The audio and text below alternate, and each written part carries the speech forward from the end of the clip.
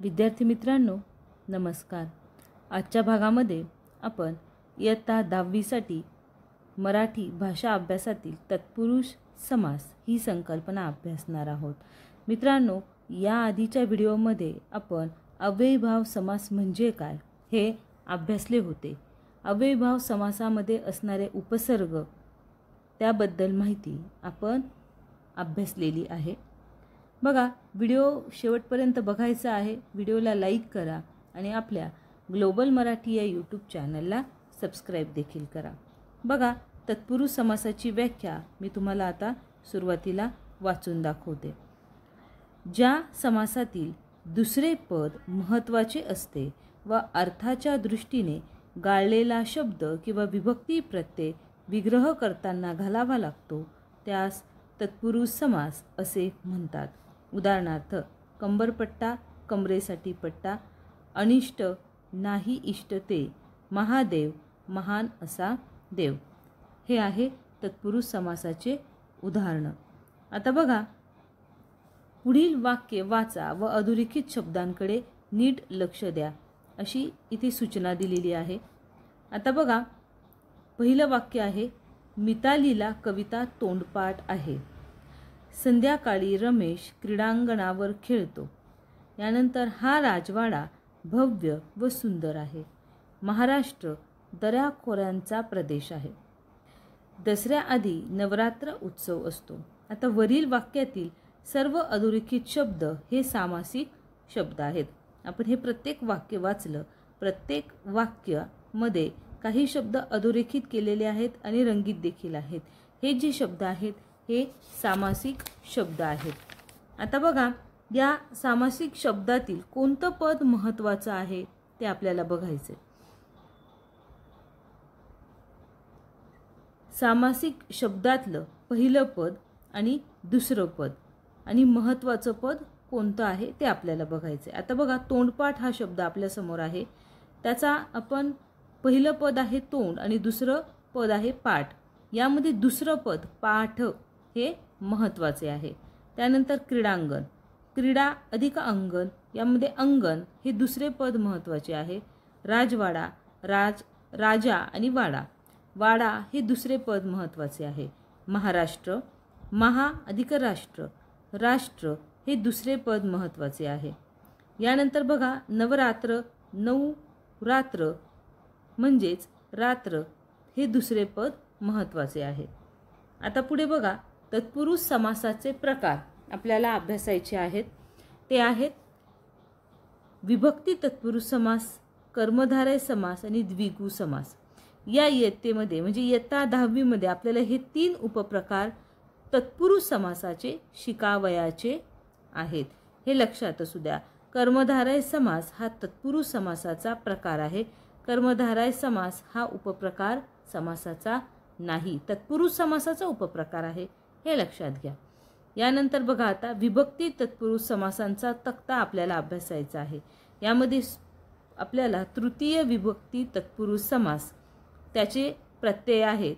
तृतीय विभक्तीचे ने, ई, शी हे प्रत्यय आहेत।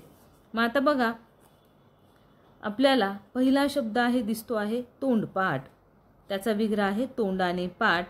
आणि या ठिकाणी मी समासाचं नाव लिहिलेलं नाही, कारण समासाचं नाव आहे वरती दिलेलं तृतीय विभक्ती तत्पुरुष समास, तेच या ठिकाणी येणार आहे। यानंतर मतिमंद हा पुढचा शब्द आहे। मतीने, मती म्हणजे बुद्धी, हा समानार्थी शब्द येते, म्हणजे मतीने किंवा बुद्धीने मंद असा त्याचा विग्रह येईल। यानंतर बघा, कर्मवीर हा पुढचा शब्द आहे, त्याचा विग्रह आहे कर्माने वीर। पुढे आहे पुढचा शब्द गुणहीन, गुणाने हीन म्हणजे कमी असलेला।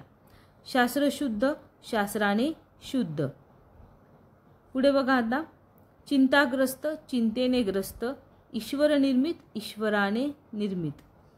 पुढे आहे चतुर्थी विभक्ती तत्पुरुष समास, त्याचे प्रत्यय दिलेले आहेत स, ला, ते, ना हे प्रत्यय आहेत।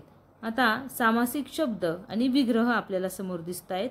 चतुर्थीचे प्रत्यय जे आहेत, विग्रह केल्यानंतर बघा या ठिकाणी ना दिसतो आहे। मग हा जो ना आहे तो कोणत्या विभक्तीचा प्रत्यय आहे, तर तो आहे चतुर्थी विभक्तीचा प्रत्यय। यानंतर बघा आपण मगाशी चिंताग्रस्त हा शब्द बघितला. चिंतेने ग्रस्त. ने हा जो प्रत्यय आहे तो आहे तृतीयेचा, तृतीय विभक्तीचा प्रत्यय. म्हणून त्या ठिकाणी आपण तृतीय विभक्ती तत्पुरुष समास असं म्हणणार आहोत. आता या ठिकाणी सुद्धा बघा, आता देवघर, देवासाठी घर. त्यानंतर क्रीडांगण, क्रीडेसाठी अंगण. कार्यालय, कार्यासाठी कार्यालय, कार्यासाठी आलय, म्हणजेच कार्यासाठी जागा. अशा पद्धतीने आपण इथे हा विग्रह केलेला आहे, हा लक्षात घ्या. आता बघा आपल्याला काही शब्द पुढे बघायचे आहेत. त्या शब्दांचा आपल्याला अर्थसुद्धा बघायचा आहे, त्याचा विग्रह देखील बघायचा आहे. पुढे बघा पोळपाट, पोळीसाठी पाट. वसतिगृह, वसतीसाठी गृह म्हणजे घर. विद्यार्थीगृह, विद्यार्थ्यांसाठी गृह. त्यानंतर पंचमी विभक्ती तत्पुरुष समास. ऊन, हून, प्रत्यय किंवा पासून हे शब्द योगी अव्यय असतात. आता बघा ऋणमुक्त, ऋणापासून मुक्त, कर्जातून मुक्त. त्यानंतर भयमुक्त, भयापासून मुक्त. दुःखमुक्त, दुःखापासून मुक्त. आणि शेवटी आहे बंधमुक्त म्हणजे बंधनापासून मुक्त. अशा पद्धतीने आपण या ठिकाणी पंचमी विभक्ती तत्पुरुष समासाची काही उदाहरणे बघितलेली आहेत. आता यानंतर आपल्याला पुढचा विभक्ती प्रत्यय आहे ते बघायचं आहे, षष्ठी विभक्ती. आणि त्यानंतर त्याचे जे प्रत्यय आहेत ते आहेत चा, ची, चे, चा हे आहेत. आता बघा सामासिक शब्द आहे आणि त्याचा विग्रह आपल्याला करायचा. आत्मविश्वास, स्वतःवरचा विश्वास. आता चा जो आहे विग्रह केल्यानंतर स्वतःवरचा, चा हा चा षष्ठी विभक्ती तत्पुरुष समास आहे. वातावरण, वाताचे म्हणजेच हवेचे आवरण. यानंतर आम्रवृक्ष म्हणजे आंब्याचा वृक्ष. विचारधन, विचारांचे धन. कल्पनाशक्ती, कल्पनेची शक्ती. विद्याभ्यास, विद्येचा अभ्यास. कलानंद, कलेचा आनंद. समुद्रकाठ, समुद्राचा काठ. कार्यक्रम, कार्याचा क्रम. स्वभाव, स्वतःचा भाव म्हणजेच वृत्ती. कालगणना, काळाची गणना, मोजणी. स्वातंत्र्य दिन, स्वातंत्र्याचा दिवस. गणेश, गणांचा ईश. स्वाभिमान, स्वतःचा अभिमान. गुरुसेवा म्हणजेच गुरुची सेवा. हे सगळे आपल्याला या ठिकाणी षष्ठी विभक्ती तत्पुरुष समासाची ही सर्व उदाहरणं आहेत, हे लक्षात घ्या. यानंतर बघा सूर्योदय, सूर्याचा उदय. दिनक्रम, दिनाचा म्हणजेच दिवसाचा क्रम. हिमालय, हिमाचे आलय. दिनानाथ, दिनांचा नाद. विद्यालय, विद्येचे आलय. फुलमाळ, फुलांची माळ. मनस्थिती, मनाची स्थिती. ज्ञानेश्वर, ज्ञानाचा ईश्वर. राजवाडा, राजाचा वाडा. मोरपीस, मोराचे पीस. षष्ठी तत्पुरुष समास, षष्ठी विभक्ती तत्पुरुष समास असं म्हटलं तर अधिक योग्य राहील. यानंतर बघा आता सप्तमी विभक्ती तत्पुरुष समास. त, इ, आ हे त्याचे प्रत्यय आहेत. आता बघा सामासिक शब्द. घरकाम, घरातील काम. उद्योग महर्षी, उद्योगातील महर्षी. वनमाला, वनातील माला. स्वर्गवास, स्वर्गातील वास. यानंतर बघा आता आपल्याला दुसरा जो प्रकार आहे तत्पुरुष समासाचा तो आहे कर्मधारय समास. त्याची माहिती अभ्यासायची आहे. आता बघा कर्मधारय समास हा तत्पुरुष समासाचाच एक उपप्रकार आहे.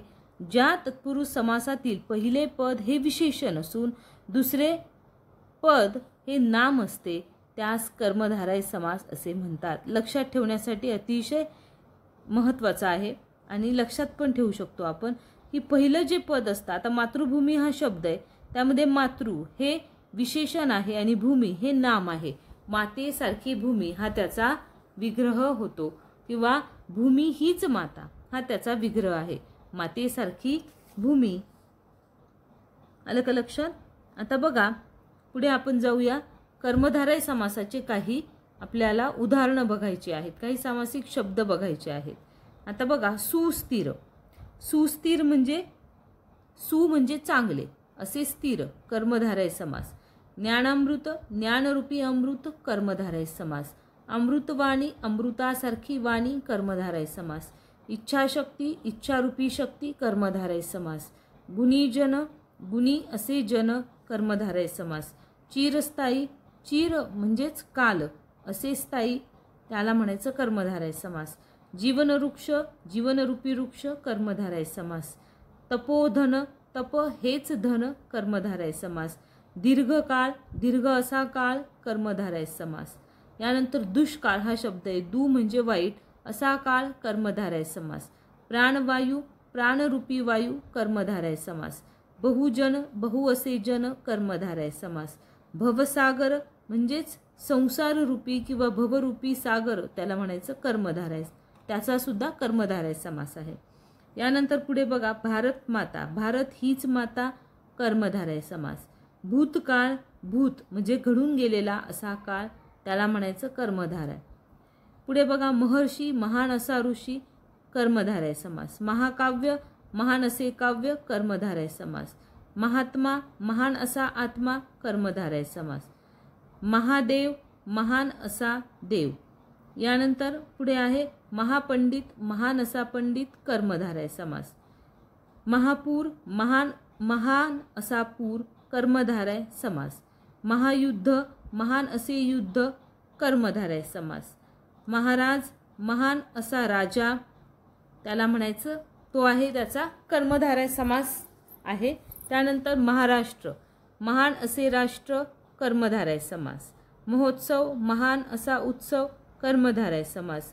मातृभूमी, भूमी हीच माता, कर्मधारय समास. राजश्री, ऋषी सारखा राजा, कर्मधारय समास. सन्मान, सत असा मान, कर्मधारय समास. सुदैव, चांगले असे दैव, कर्मधारय समास. सुसंवाद, चांगला असा संवाद, कर्मधारय समास. यानंतर तिसरा प्रकार आहे तत्पुरुष समासाचा, तो आहे द्विगु समास. त्याची व्याख्या आहे, ज्या तत्पुरुष समासातील पहिले पद हे संख्या विशेषण असून दुसरे पद हे नाम असते, त्याला त्या तत्पुरुष समासाला द्विगु समास असे म्हणतात. द्विगु समास हा तत्पुरुष समासाचाच एक उपप्रकार आहे. उदाहरणार्थ, त्रिकोण. त्रि म्हणजे तीन आणि म्हणजे अधिक कोण, तीन कोण, तीन कोणांचा समूह, त्याचा हा विग्रह करण्यात आलेला आहे. आता द्विगु समासाचे काही सामासिक शब्द व त्याचा विग्रह यांचा तक्ता आपल्याला अभ्यासायला देण्यात आलेला आहे, तो प्रत्येकाने अभ्यासायचा आहे. बघा, सामासिक शब्द आहे पहिला नवरात्री. यामध्ये नव हे संख्या विशेषण आहे. 9 रात्रींचा समूह, द्विगु समास. द्विदल, 2 दलांचा समूह, द्विगु समास. यामध्ये देखील बघा, 2 ही संख्या आहे, 9 ही संख्या आहे आणि रात्र हे काय नाम आहे, दल हे काय आहे नाम आहे. त्यामुळे नवरात्र, द्विदल, तिठा, त्रिकोण, त्रिखंड हे काय आहेत, सर्व द्विगु समासाची उदाहरणं आहेत, हे लक्षात घ्या. तिठा 3 रस्त्यांचा समूह, त्रिकोण 3 कोणांचा समूह, त्रिखंड 3 खंडांचा समूह, द्विगु समास. यानंतर पुढे बघा, त्रिभुवन 3 भुवनांचा समूह, त्रिमिती 3 मितींचा समूह, चौकोन 4 कोणांचा समूह, चौक 4 रस्त्यांचा समूह, द्विगु समास. पंचकोन 5 कोणांचा समूह, पंचमुख 5 मुखांचा समूह, पंजाब 5 दुआबांचा समूह, पंचशील 5 शिलांचा समूह. यानंतर पंचपाळे 5 पाळ्यांचा समूह, पंचारती 5 आरत्यांचा समूह. यानंतर षटकोन 6 कोणांचा समूह, षण्मुख 6 मुखांचा समूह, द्विगु समास. षण्मास 6 महिन्यांचा समूह, द्विगु समास. षडानन 6 आननांचा समूह, द्विगु समास म्हणजेच मुखांचा. यानंतर पुढे बघा, पुढचा शब्द आहे सामासिक शब्द सप्तर्षी 7 ऋषींचा समूह, द्विगु समास. सप्ताह 7 आहांचा म्हणजेच वारांचा समूह द्विगु समास. सप्तपदी 7 पावलांचा समूह द्विगु समास. सप्तसिंधू 7 सागरांचा समूह. सप्तस्वर्ग 7 स्वर्गांचा समूह. आठवडा 8 दिवसांचा समूह. अष्टदिशा 8 दिशांचा समूह. हे सर्व द्विगु समासाची उदाहरणं आहेत. यानंतर अष्टभुजा 8 भुजांचा म्हणजेच हातांचा समूह द्विगु समास. नवरात्र 9 रात्रींचा समूह. नवसागर 9 सागरांचा समूह द्विगु समास. यानंतर बघा दशदिशा म्हणजे 10 दिशा. दश म्हणजे 10 दिशांचा समूह द्विगु समास. 12 भाई म्हणजे 12 भाईंचा समूह द्विगु समास. या ठिकाणी विद्यार्थी मित्रांनो हा व्हिडिओ संपलेला आहे. व्हिडिओला शेवटपर्यंत पाहिल्याबद्दल धन्यवाद. आणि ग्लोबल मराठी या यूट्यूब चॅनलला वेळात वेळ काढून ऐका. व्हिडिओला लाईक करा, चॅनलला सबस्क्राईब करा आणि आपल्या मित्रमैत्रिणींना देखील पाठवा, जेणेकरून त्यांनाही अभ्यासामध्ये अशा पद्धतीने मार्गदर्शन होईल. धन्यवाद मित्रांनो.